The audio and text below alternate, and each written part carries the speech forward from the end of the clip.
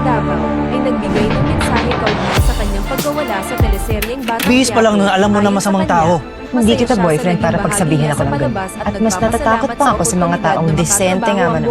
Pero gulo ka ugali. And siguro yung Nagpasalamat din na-contribute siya ko sa mga is, sumuporta nung sa pumasok kanyang yung Pamilya karakter Caballero, bilang iba din Catherine, yung na kahit naging maikli ang dynamics. kanyang naging Lahat papel, kami ibang naghiwalay ito ng personality, marka sa ibang mga hugot. manunod. Ako siguro yung pagiging lonely girl na parang ang dami niya gusto ipaglaban pero hindi siya nagkaroon ng lakas ng loob. Ganun lang tingin sa akin nila, Mamita. Hindi bilang isang apo, kundi pag-aari na gagamitin niya lang. Bilang first timer niya, ang dami kong natutunan sa pag-observe sa mga co-actor ko. Siguro, basta gawin mo lang yung best mo, magtiwala ka sa sarili mo. And palagi ka maging prepared. Be professional. And I think yung pinaka-importante talaga is maging mabait ka, maging mabuti ka. Sorry po talaga. I wish Mamita was kinder to everyone. Siyempre, it has to be the people. Yung mga friendship na nabuo ko, kila Direk, kila yung mga co-actor ko, yung mga kulitan namin.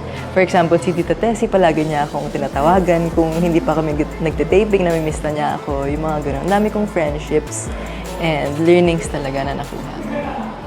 Bakit ganyan ang suot mo? Nandito na ako. Hindi pa kayo masaya? Nakita ko talaga kung gaano kayo ka-passionate, hardworking. Direk ako, salamat talaga sa'yo sa passion mo at sa passion ng buong team mo. Nakaka-inspire. Sana patuloy kayo magkaroon ng lakas ng mga katawan nyo para magawa nyo yung trabaho nyo and para mas madami pa kayong mapabasaya. Many, many more years. Nako, salamat. Hindi ko talaga in-expect na magiging bahagi ako ng Batang Quiapo. Nakikita ko yung mga comments nyo.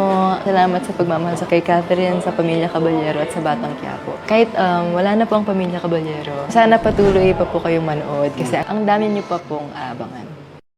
Thank you sa panonood. Huwag kalimutang mag-subscribe at i-click ang bell para sa next chikahan.